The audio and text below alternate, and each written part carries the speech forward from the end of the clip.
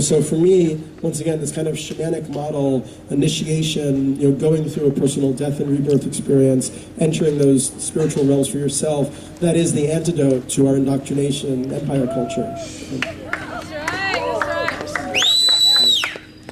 But I actually, think that there's a very good possibility that there could be legitimacy to this stuff. And the talk that Jamie is going to give tomorrow with Nassim Harameyn's work, Nassim was also in the film that we showed, the trailer.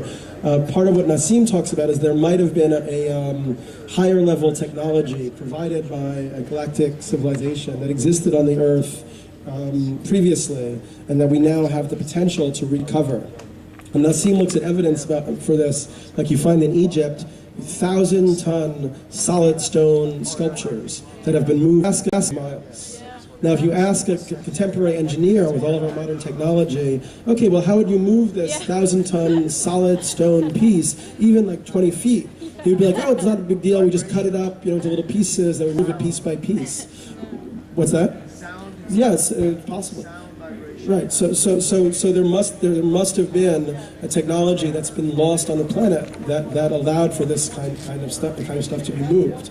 And it may have been a kind of anti-gravity technology or a psychic technology or a sound technology. And Nassim believes that there were actual literal devices, that maybe even the Egyptians had the last one, and that it was in the pyramid. It was kind of a power source for the pyramid.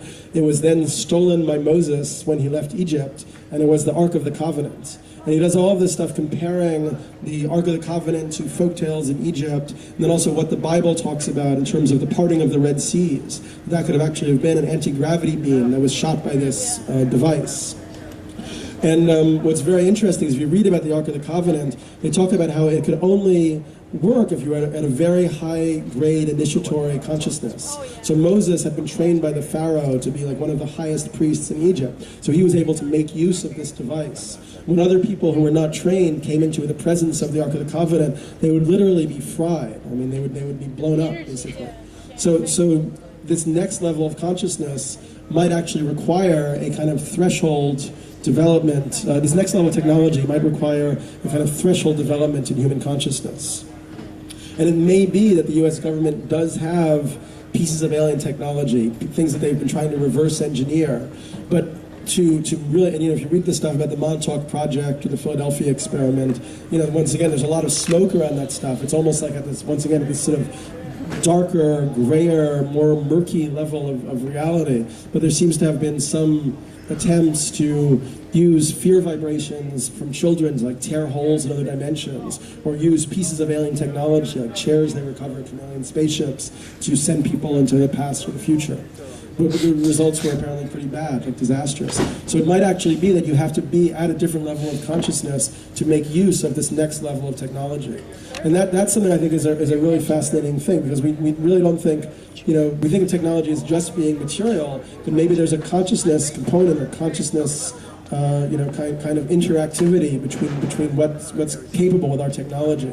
And then maybe that things like free energy, transportation, to the galaxy and all this stuff is available to us when we make this shift, partially out of dualistic thinking, partially, I think integrating the rational and the intuitive faculties. I mean, for me, my book, 2012, The Return of Quetzalcoatl, the subtitle mentions this Mayan or Aztec deity Quetzalcoatl, who's the feathered serpent or the plumed serpent.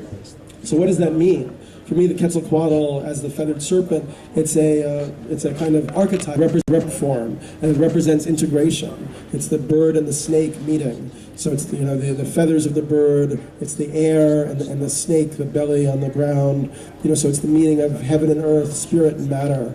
It could also be the integration of the seemingly opposed knowledge systems, the Western scientific, materialist, rational knowledge system, and the shamanic, intuitive, mystical way of knowing and relating to the cosmos. And I think it's really as these two forms of knowledge systems kind of come together that this next level of consciousness is being formed.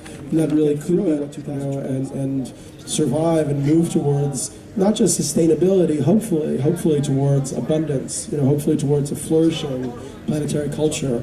Maybe these other forms of technology become available to us at that point. Thank you.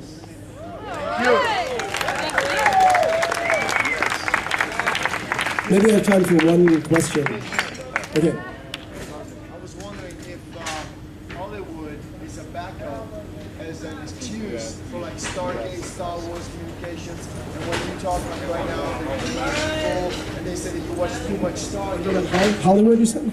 Hollywood, any kind of movie like that, is a backbone structure for like excuses. So Well, they it could. manipulate you, Okay. and then they go, but they have Stargate. So yeah, I mean, there's synchromysticism. There's a whole thing online looking at this evolution of kind of the concept of the Stargate and how it's been in all these different films. You know, I mean, as I said, I think it's a really complex evolutionary process. I like this concept of synchromysticism. It's an interesting one. It's like this. There's a kind of underlying sentience, kind of this higher level of consciousness, which is organizing the material realm and temporality towards this kind of evolutionary purpose. And the Hollywood films are one way of kind of building that, bridge to these other concepts.